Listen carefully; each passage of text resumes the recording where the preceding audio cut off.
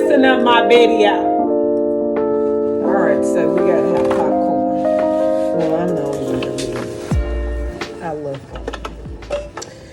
And everybody wants the fruits of the popcorn. But I don't see nobody cleaning out this little machine. It's gritty and nasty. I done cleaned it out before. I just didn't do it all in front of her talking about it. I done told y'all about that old complaining spirit of hers. All I'm saying is, it's about to go down. Because I want this popcorn. Now y'all can get to the root of why she doing it. She wants the popcorn. Are you gonna do a video? Because I don't understand why you in my video. Because my hair ain't dead. So I'm just gonna talk on your video. Oh, nah, you finna get off my video. This shit is so crazy. Talking about at 9. All right, let's get some butter. Hard problem. Got a little butter, not just any butter, but the pure Irish fighting butter.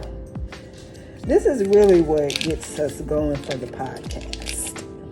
Right to the popcorn machine.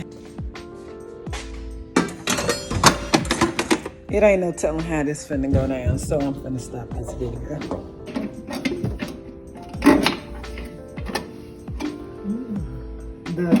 The whole window look nasty, like them nasty, them ghetto schools that don't ever clean up their stuff when it's a game. So it always looks nasty. I'm like, ooh, can I get a pack of napkins?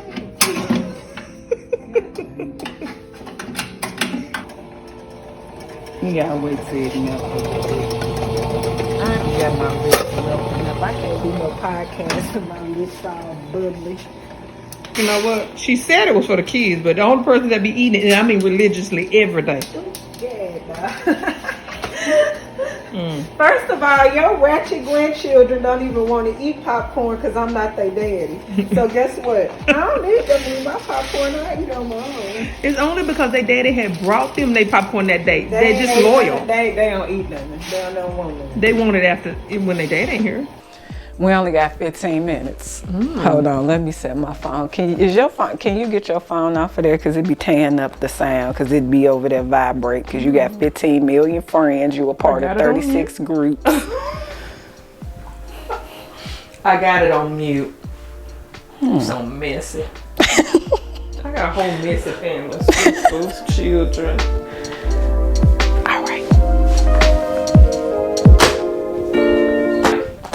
Anyway, chatting it up. Mindset talks with Joy and T. That's not it. But what are we talking about?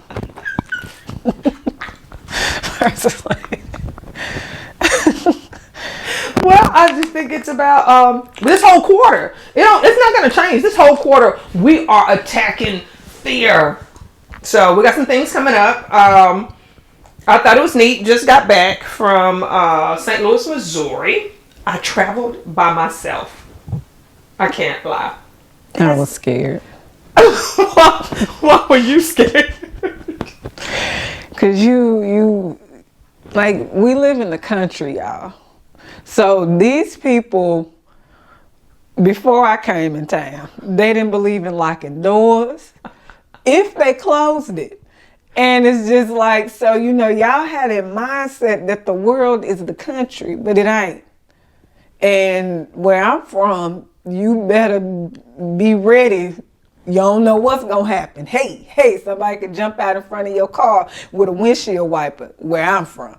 I'm just saying, there were safety things that I wanted you to take into your mindset, but you was just excited about life, and I wanted you to be on guard. It wasn't about being excited about life all my life. I mean, that's what it's been.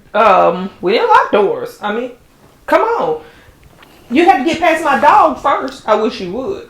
Then you have to walk up in here on my piece of steel as, what's his name? The comedian? Madea used to do. So, this is country living. People don't just walk up on your property too. You have to walk.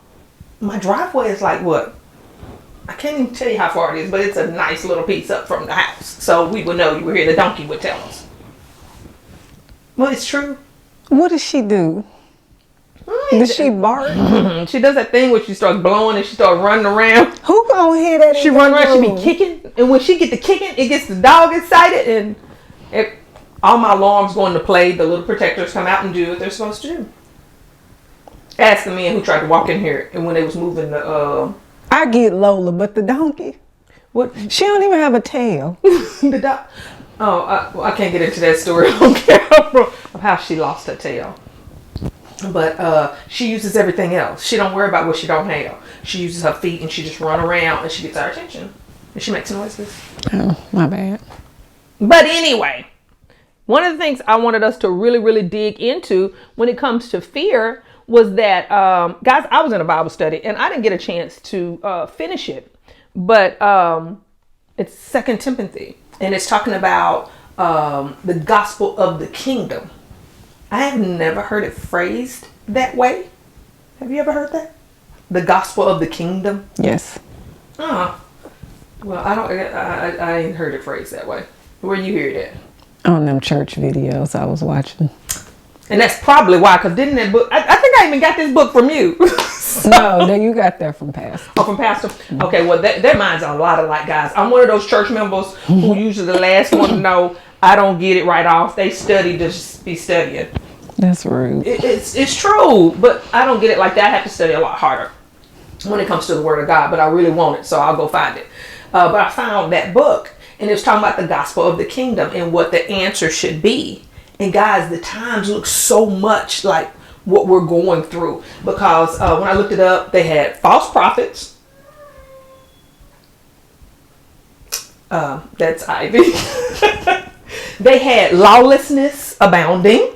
Mm-hmm. Would you say we have lawlessness abounding? Yes. Yeah. Wow. It wasn't even that long ago. You had riots. People are changing laws. Even if it is the law, they're saying, oh, well, I have this or that, so I don't have to even observe the law. And then they had where the love of many will grow cold. If that's not the environment that we're in, and when I went to St. Louis, that's one thing about, you talking about country. Okay, maybe it is because I'm in Texas, I'm in the country, we have less things we're anxious about. Yeah. But when I left the country and went out into the airports, guys, even listen to people talking, they are scared. Yes. We couldn't even get food. So many other places around the hotel was shut down. The hotel just opened back up. I wasn't used to that because I haven't really seen that in my area. Yeah.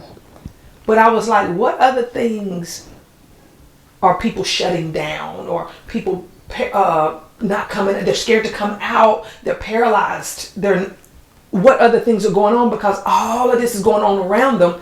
But the word came back and was like, you should be sharing the gospel of the kingdom. Yeah. Because even there, the same thing he said, he who endures to the end shall be saved. Again, we must finish. I was like, oh my goodness, I believe in finishing strong. But I went over there to Matthew 24:13, where it's embracing all this about the gospel of the kingdom. And I was just like, I cannot be silent. With all my might, with everything that's in me, I have to cheer people on. We've got to finish. You've got to be saved. Just endure. So anyway, that's what started it all. And then I moved over. And I'm talking about where Paul is there talking to Timothy. And I was just like, everybody needs that person in their life that says, hey, what are you doing? This ain't no time to sit down. This ain't no time to walk. Like when you're on the basketball court, coach talking about hustle, run. Yeah. He's talking about stir up the gift, Timothy. I don't care what's going on around us. It's not a time to get lax. Yeah. So with that thought, I'm going to leave that. I want to hear from you. What do you think about that? Hold on. I need some comics. And I don't know where. It's in the bag right there. Which That's bag? adorable. This one? Mm-hmm. That little flap that's sticking out right now. Oh, you're a lifesaver. Y'all, this addiction to comics. It's not. I'm praying right now. But I ain't going to lie, it did come in handy in St. Louis. I like to finish strong. Oh, feels so great. What did you want me to say? What do you mean what I want you to say? I just wanted your feedback on having that person in your life that calls you out. Do you feel like people should look for those people in their life, or because okay, I don't know, mine just show up out of nowhere. but you asked for it too. What's one of the things that you've even come to me and said, "Hey, I need you to stay on me about this. I know my assessment. I know what I'm prone to do. I need you to stay on me." I'm a procrastinator at times when I'm afraid of something. For the most part, if I'm in a task and I know how to execute, or even if I know how to find out how to execute, I'm going to execute. But if I'm afraid because I don't know exactly what it is I'm supposed to be doing or how to go about doing it, then yeah, I procrastinate. But you're right, I need people in my life that tell me that. I was even telling a young lady last night, she had sent me a message and she was telling me about her daughter who's also an artist, and she was just like, and I stay on her about practicing, and I was like, I wish I would have had somebody that my family recognized my gifts. They even recognize them today, but they were never like, stick to it, practice, and more practice. It was just like, oh, you good at what you do. And so I guess maybe they felt like, because you're good at it, then you'll just continue to do it and grow. I don't know. I can't speak for them. But I wish I would have had that person that was consistent in my life to say, you know what? No, you don't get to put your pencil down. Pick it right back on up and get to sketching something. I don't care what it is. Draw the clock on the wall. You in detention anyway. So why don't you do something productive with your life? That reminds me of Trevor saying that last night. That's my son. Massenberg, that's my husband, I call him by his last name, but Massenberg would make him sit up in church, and people used to say, y'all are so wrong, y'all so hard on y'all kids, but he was like, no, he has a gift. It's just fear. He knew it was fear. Mm-hmm. He'd make them sit up in front of everybody. He said, but the longer you sit up in front of everybody and you keep doing it, they'll become common to you. Yeah. And you won't fear it as much. Yeah. I think what I love about, even when Timothy and Paul was having this conversation, Paul was even like, look, go get you some wine so you can get your stomach settled. Because we obviously know that even despite your stomach issues, because it was fear, it was anxiety, and there's still a call on your life. Come on. Go do it. And I remember when I came back to Tyler, and one of the things that you said to me that was so pressing was, Latish, you can do all these good works, but God gonna still hold you accountable for what you did not do and what you refused to do, because that's why he put you on earth. I wish I would go in there to make some popcorn and this ice cream in there. Come on. It's just like, are you kidding me? Like, I love ice cream. Ooh, that was good. It tastes good. But guess what? It's not supposed to be in the popcorn maker. So it's like, whatever God has called you to do, you need to go in there and get that done. So I love how God kept, Paul started talking to Timothy and was like, this is what you're supposed to be doing. But what I really, I said I love that. But what I really love is Paul was preparing to die. Be martyred. Yes. Not just like, oh, I'm getting old and I'm going to go and rest with the Father. Like, they literally, brutally murdered this man. And he knew it was coming to pass, and he was just so resigned. Like, I know what's going to happen to me. Now it's your turn. But he did it in such a way where he amped Timothy up. Like, man, then he want to bring his mama and his grandma in. It's like, don't be bringing my mama in, because then you got the heartstrings. Like, okay, you want to bring my mama. Okay. So, yeah. Sorry. I don't know if I answered the question, but. It's not even about, it was just, I just wanted to hear your take on it, because, I don't know, it just really did something to me. Because, being a dominant the way I am, and when I get passionate, especially when I believe in people, sometimes I'm quick to say it. And I remember that it became a season that I didn't mean to rub people the wrong way, but I did. And they began to pull away from me. And I noticed the more I pushed, they pulled away because they weren't ready for it yet. But I was so caught up and passionate about it, I started to withdraw and get quiet and not say anything at all, thinking I was helping them. But here it is. You can't make me believe, because it says, he said, Timothy, my beloved son. He loved Timothy. Yeah. But I'm going to invite you into my life of suffering. Yeah. To this end. You can't make me believe there wasn't a part inside of Paul that didn't even want to, that would rather protect him. But by trying to keep your life, you're going to lose it. Yeah. When we've already been instructed, I got to give you the gospel of the kingdom if I really love you, that you have to endure to the end doing exactly what God say do, or it's not even worth gaining this life and losing your soul. Yeah. So I think it's a double-edged for the person who sees that thing in the other person that they need to pull out. We don't have the right either to back up so we can be liked. Yeah. And that's hard for people like that are similar to even myself assessment wise, because I am definitely a people pleaser.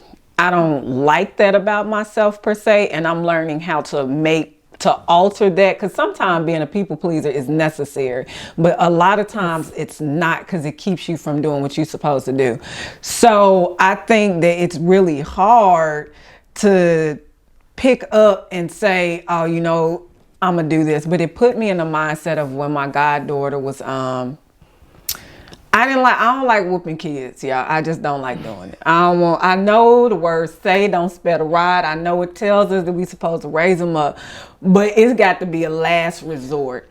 And I remember her, I had already told her, do not run out in the parking lot at the apartments that we stayed in. Because people don't care that there are speed bumps that'll tear up their whole grill. Right. They'll still go flying over them. Yep.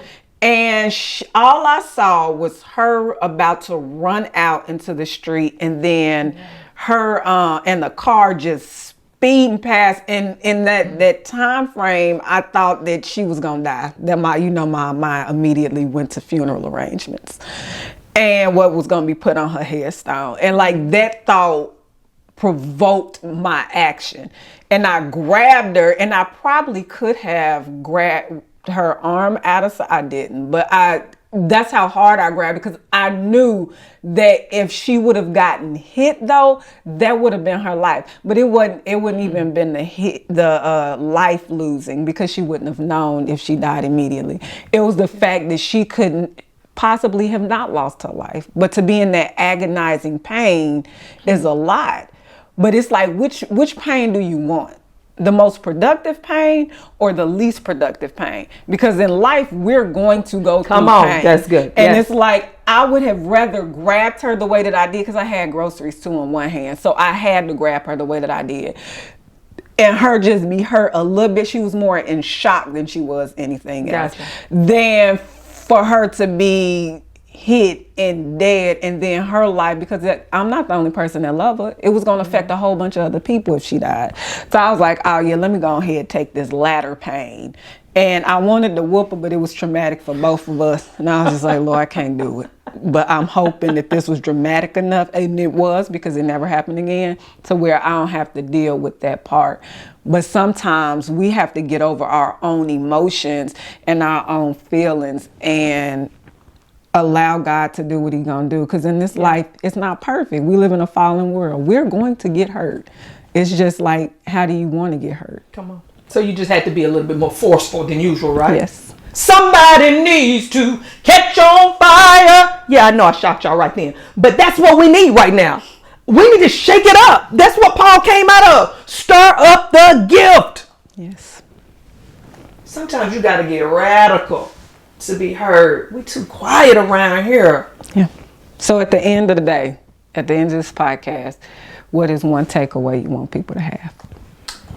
For me, it's going to be, let's get into action. Keep moving. You got to finish, guys. Whatever the goal was, whatever the task is, finish that one. I don't care what about the big long list. Start with one first and go all the way to the end. Allow God to have his own testimony about how he provided, how he made the way.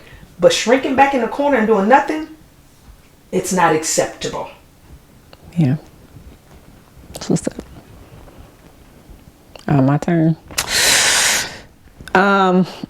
I don't think I have a takeaway, but I do have an illustration. When what's that woman name that be baking them cakes? It ain't Martha Stewart, it's some other woman. Anyway, I think she's British. I don't know. I love her voice. But remember Pastor was showing it too. He's showing us that video. Yeah, she used older. to be on PBS. Don't it start with an F? I don't know. I don't even want to mess her name up. She bakes cakes and she had a show on PBS. Yeah. Yeah, what was her name? I don't know. Okay, I'm sorry. I'm sorry. But she used to have all her stuff set out there, and even when God's telling us to stir up the gift, he's already supplied what's necessary for the gift to be stirred. You don't get to determine how much sugar goes in there. It's already pre-portioned and placed on the inside. And as he sees fit, he will add to those ingredients if he thinks it's necessary. So just as Joy was stating, start with what you have. Going even back to our last podcast, don't try to add more flavor to something that you're not going to be tasting, because we're all going to die one day and the end result we may not see.